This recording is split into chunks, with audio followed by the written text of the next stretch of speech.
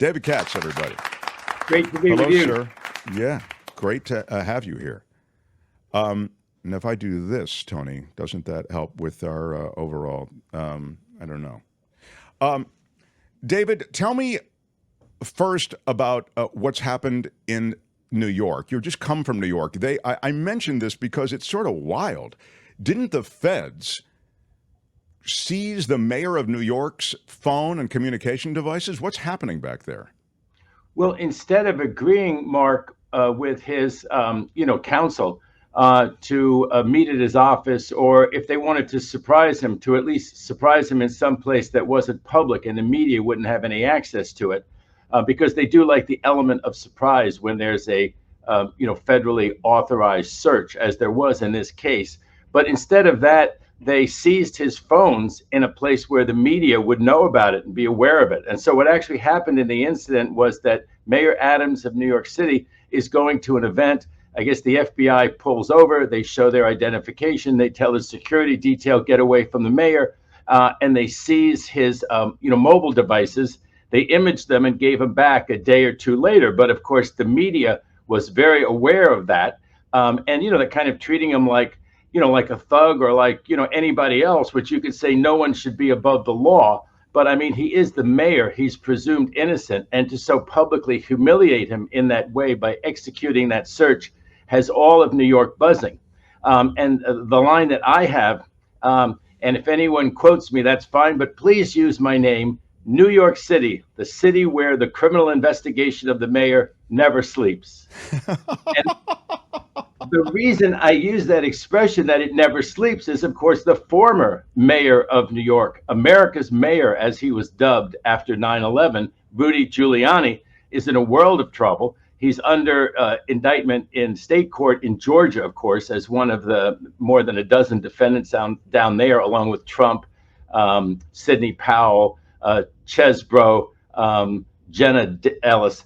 But obviously, he's under suspicion in many other cases. He's an unindicted co-conspirator, as best I recall, in the Washington, D.C.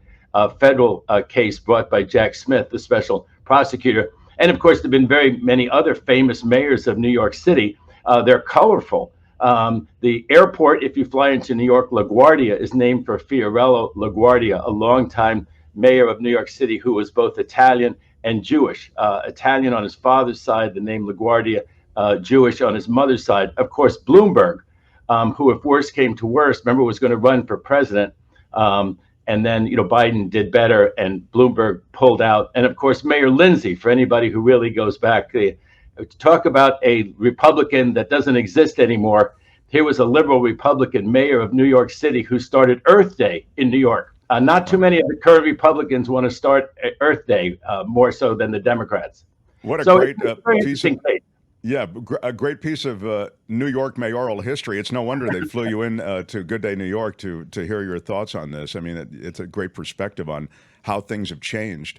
I wanted to now pivot to, and so nothing's been charged, just to be clear. There have been no charges leveled against the mayor. It's all just this high profile, it looks like a smear and an investigation, right? I say smear because of the high profile nature of the seizing of the phones. When he was borough president, he promoted a 23-year-old woman to be basically in charge of campaign financing. She seems to have done a great job. He was elected mayor. Just a little more New York history, if your listeners and viewers don't mind. It was a really tough race. It was after de Blasio. There were a couple of, there was a commentator for MSNBC who ran. She seemed to have a very good chance. There was a more established politician. They were sort of all a little bit, on the left, not really associated with pro-police. And this mayor, Adams, is a former police captain. He's not an attorney. He's not like a longtime activist on any cause. But, he got in there, right? The others split the vote. He got the Democratic nomination. So he's an interesting, figure in that respect. He got a lot of money to help him in that race.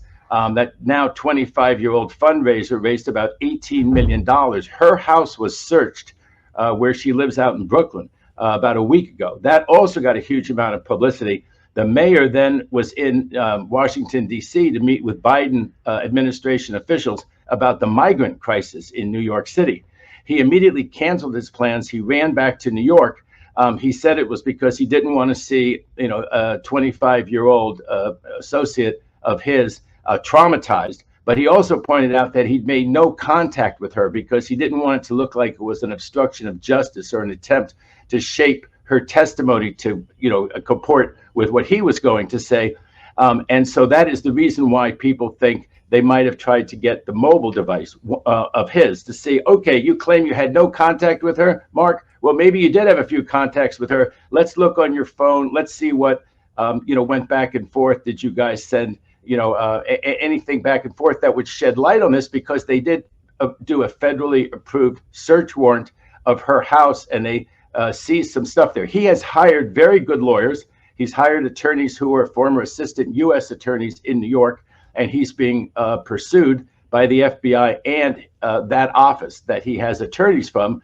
And I just want to mention one last thing because it's so high profile there. One of the things is that there's a fire report, or they have to get fire clearance. And so it may seem like a little detail, but it's interesting. He's very close to Turkey, the country of Turkey, and he received a lot of money from Turkey. The allegation is that these were straw donors, Mark. In other words, Turkey or some Turkish company didn't want to disclose or wasn't allowed to make those campaign contributions. So instead of making one big campaign contribution to him and declaring it, they had a bunch of people who either worked for the Turkish company or had some involvement with them make 50 small donations. And the other result of making 50 small donations, these campaign finance laws that are so hard to understand, one of the ways that they try to help small donors participate in politics is to give matching funds. And so you get an 8-to-1 matching fund. If you give $500 in New York, then the state of New York or the city of New York contributes, what did I just say, $500, well, let's say it's $100. They contribute $800. So they magnify your contribution. They have matching funds. Well, if you carve this up into 50 $500 donors, okay, you also get much more matching funds than you're entitled to had the one person just made the big contributions.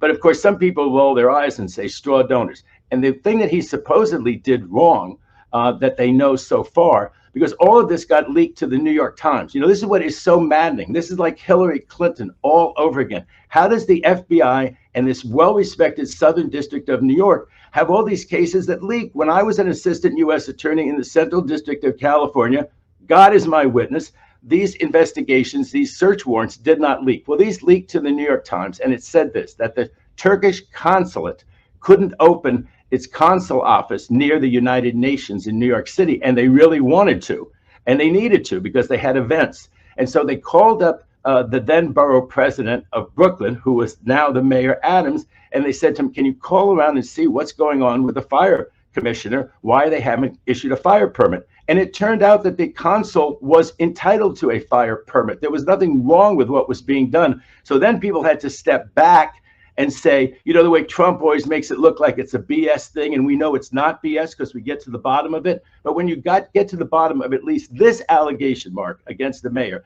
it looks like it was normal politics. This is what a borough president's supposed to do for a borough constituent. Make a call and say, hey, wait a second, fire commissioner, shouldn't you be issuing this permit? They looked into it, and yes, they were just dragging their feet. So there it is. I hope I haven't bored your listeners with New York inside stuff. No, it's interesting too, and I thought the last part particularly interesting in that sometimes it may appear or can be spun as something illegal or unethical, but the reality is that's just the way it's done. I'm interested in the leak thing though, as it pertains to another case, and that's a Trump case, the Jenna Ellis deposition that was leaked. It was damaging in the extreme. I mean, certainly in terms of what it said about the plans for Trump never to leave office, that was the articulated plan that Jenna Ellis, who used to be an attorney in the Trump universe, it's what she proffered, I guess, to use the legal term, and it was in her deposition that she offered. And I'm wondering if you could speak to two things, just review for us that deposition is supposed to be secret, I guess. It's not supposed to be out there the way it has been for the last week or so. It was leaked, and now the leaker has admitted to the leak, and we can get into that leaker who was as well. And I'm wondering what happens to that leaker who is an attorney. Well, here's sort of the story on this thing, and we've discussed a lot this investigation down there, this criminal investigation in Georgia. And I pointed out before, but for the people who say that the DA's performance down there, Fani Willis and her office, that their performance hasn't been perfect and there are some things to criticize, let me be the first to point out that Wisconsin, DAs didn't move on this case. No DA in many of the other cities where they could have brought a case has moved on it, and she moved on it. She worked hard. She put a big staff on it. She organized it. She made it a priority. But every now and then she does stuff that, we former federal prosecutors, a lot of people think that, we're sort of arrogant. We think we know all the answers. We all graduated at the top of our class and had these federal judicial clerkships and stuff like that. And so there's always been this kind of tension. And it's the same with the FBI and the local police. Like they come on the scene and, the FBI acts like it knows everything, and the locals, and then usually the plot will be that the locals end up, getting their own back, right? Actually doing a really good job. And then the former assistant U.S. attorney or the FBI agent or whatever it is can be depicted. But here's the problem with this case. She didn't make sure she had a protective order. She didn't have a protective order. Now, in federal court, they don't fool around. You don't get the discovery until you sign the protective order, which says that you won't disclose the discovery to anyone outside of your office. And you sign and you agree, and then you're in contempt of court if you do that, right? This fellow, this attorney, was not, as I understand it, in contempt of court. They had bandied about having this protective order and what it should say and how far it should go, and let's not violate anybody's rights by not allowing them to use the discovery in some proper way. And then she stuck to her schedule of turning it over. She didn't go to the judge and say, "Judge, I want special permission here. I'm not going to comply with the usual discovery disclosure dates because I want a protective order first." So while it was getting bandied about, this attorney leaked it to, I guess, ABC News. And then when there was a hearing, he admitted he leaked it to ABC News. So I don't think he either lied to the court, and I don't think he violated any order. His story is that he wants to have the case be transparent. And if I can add one more thing, well, you asked your question, Mark. No. I think that you summarized it perfectly. I mean, it was interesting, though, her testimony or in deposition was that, essentially Trump wasn't planning to leave office. It was incendiary. So of all the things to leak, that was, inflammatory. That was a big headline, and clearly that was offered. That was one of the things that prosecutors saw valuable when she made her deal, Jenna Ellis, the former Trump attorney.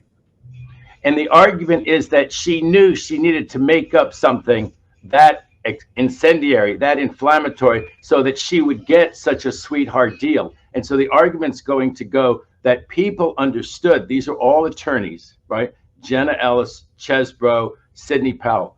They knew they needed to make up something really valuable. So Trump's argument is going to be, and some other defendants that this evidence may be used against, they're going to say that shows that it was all made up. Look at how great it was for the prosecution. They got this vibe from the prosecution, even if they didn't get any instructions explicitly from any cop or from any DA, that they better come with something really good because that was going to get them the sweetheart deal. And so the argument is that shows just how likely it is that there was this kind of coercion, subtle coercion, to make stuff up on these three attorneys, and they made up this incendiary stuff. Putting that aside, it is a dynamite claim against Trump. I mean, standing alone, here's someone who testified under oath that Trump was not going to leave, and he made it clear, and his deputy counsel, I think in the White House at the time, made it clear, you don't understand, he's not leaving. Whatever courts do, whatever anybody does, he is not leaving office, which gave her the sort of confidence that, number one, he'd still be in office. I better do his bidding. I better make these crazy claims that I'm making to the legislature and to other officials down there in Georgia, because when this all shakes out, he's going to still be in power. And of course, the proper advice that should have been given to all of these people, and this was coming from almost everyone else, was that you lost in the courts. There's no fraud that tainted the election that would make any difference to who won. You need to start doing the transition and leaving. Let me add to what Sidney Powell said. Sidney Powell, they apparently asked her during her deposition, well, what do you think about the fact that you disagreed with all these other lawyers? And she said something along the lines of course, Trump knew every other lawyer had told him, you have to leave, you lost, there are no legal defenses left anymore. And mine was the only voice he wanted to hear, because mine was the sole voice that told him there's some way to cling to power with some legal stuff. And that's why I did the legal stuff. So it's all devastating. What this lawyer disclosed is actually devastating to Trump. It's devastating to the people. And his argument that transparency is, I guess some people are going to try to argue that it was so great it had to be made up. And that's certainly what Trump's going to say. He's going to say it's so great, it just shows it was made up because it's all, deep state conspiracy to get me. And now they have my own past lawyers on board because they're so scared of going to jail. And what a remarkable revelation. You're absolutely right. I mean, that the guy had no intention, but it's consistent with, a feature that we saw in Trump, which was very likely that he wasn't going to leave office, without being pushed. Can I say one thing, Mark? Can I say one more thing? And I'll make it really quick. The thing that people who think this was sort of technical, and I remember it and it was awful, but, maybe I'm going to vote for Trump because I think too many people are crossing the border, or I think that I'm paying too much for eggs or gasoline. The people who are thinking like that, he did not intend to leave at all. And if he had managed to coerce Pence to delay the count or to do anything else, and he tried with all of his might and with all of his intimidation as well as cajolery on Pence, and Pence is a hero. Whatever happens to Pence the rest of his life, and no matter how much I disagree with him on a lot of political issues, he's a hero in American history. He's a profile of courage. Had he delayed it, okay, what would we have had? Dueling inaugurations. We would have had the army called out. He'd put people in the Department of Defense and into high posts. We would have had something verging on much more than the insurrection that we had. We would have had something akin to some sort of civil war. It would have been awful. Could have gone either way. And this man could have become a despot. People need to realize how close we came, how much courage Pence and a few others had in some of those states who were Republicans and who stood up. And so I hope people keep that in mind, that this election next year is about our democracy. It's so important to remember that. Inflation, the border, this is about our democracy. This is over 200 years of American history of what we're all about at stake here. And if you don't like Biden that much, I think you just said that it's not Biden against the almighty. It's Biden against the alternative. Biden against the alternative. Remember what the alternative was. Remember the pandemic screw-ups and everything that Trump was responsible for, all the authoritarianism, and this January 6th thing was just the awful icing on the awful cake. Well, it's interesting that we know now that there are plans already in place, and one of the guys who is responsible for these plans is his old body man, they called him, the guy who followed Trump around. He's a 20-something dude at the time that he was picked up at the White House, and he was put in charge of White House personnel. Imagine, I mean, this is a huge job, and this guy gets it. And he was there solely to, first of all, he hired a bunch of his friends, these other, people who are 20-something, also in their early 20s. The White House was populated by a lot of these people just because he could hire them. He could hire and fire whoever he wanted. And then he pursued something of a litmus test for loyalty on Trump. And that's what he's doing now. They want to populate the rest of government with those who are loyalists to Trump. They don't want any wiggle room anymore. They don't want any of the John Kellys or the others around Trump who might blink. They want an unblinking fealty to Donald Trump, and they're already putting a lot of these, circling these wagons to make it happen. I want to just double back to the Georgia case for a second, just to be clear. So now, is there a protective order on this stuff? There was a leak, you're saying, because there was not a protective order. Now there is a protective order? Well, once people saw these depositions on ABC News and all over the media, of course, the prosecutor down there, Fani Willis, she asked for an emergency hearing. And at the emergency hearing, that's when this attorney said, yes, I did it. I thought it was in the interest of transparency.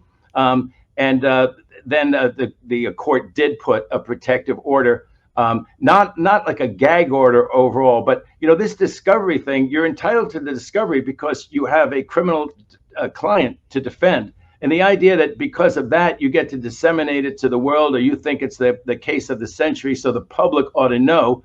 Have another lawyer represent the person. But this is very, very normal that there's a protective order and you can use it to defend your client. You can't use it to disseminate it to the world. And so the protective order will stop the dissemination to the world. There's some argument that it should sort of all be out there in a normal case. So I'm normally the one thinking, wow, this is a pretty restrictive protective order. But this case is different. There is this intimidation of witnesses that goes on. It's like Trump wants to have his federal trial in D.C. He says, open to the cameras. And actually, the media always loves it to be open to the cameras. Of course, all the TV stations would love it to be, televised, and it would be a huge event. It would be good for ratings. Let's step back, okay, and think about what the real effect would be. Trump would use it to make a complete circus out of it. He would intimidate witnesses. If you said something against Trump, that people would not only hear about it or, get it on, Trump's social media, but it would be like OJ, right? It would be OJ, except with Trump, okay? And people have been intimidated. There are people out there who are willing to commit violence in his name, and he certainly does incite them. Do we have 2 minutes to talk about Santos, the fall of George Santos? Yeah, this is just right. But before we get to Santos, I just want to mention one thing, that tomorrow we'll have the judge. They had closing arguments in that case in Colorado, and so a judge will rule on the case of President Trump being taken off the ballot because of the U.S. Constitution essentially forbidding anyone who's engaged in insurrection from being on the ballot, from holding office. Again, those closing arguments, so I think the judge will rule tomorrow. Now to Santos, that's breaking news as we're speaking. Go ahead.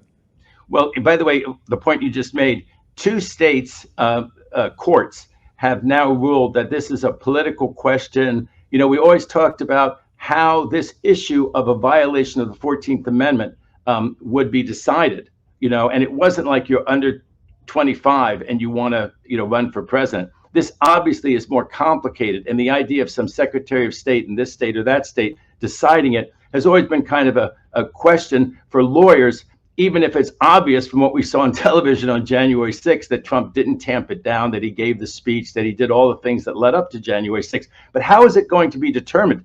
It looks like 2 states have basically said it's not going to be determined by the courts of this state. Maybe it goes to Congress. In other words, maybe what has to happen is that Congress is the one who decides under the 14th Amendment whether a candidate, and of course what that means is as long as the Republicans stick with Trump, right? But it's not absurd what these courts have said. It's not absurd, the idea that Congress would decide whether a candidate for president had met the qualifications or not, and that would be where the determination of the violation or the incapacity of a candidate to run for president or be president would be. It would be with Congress.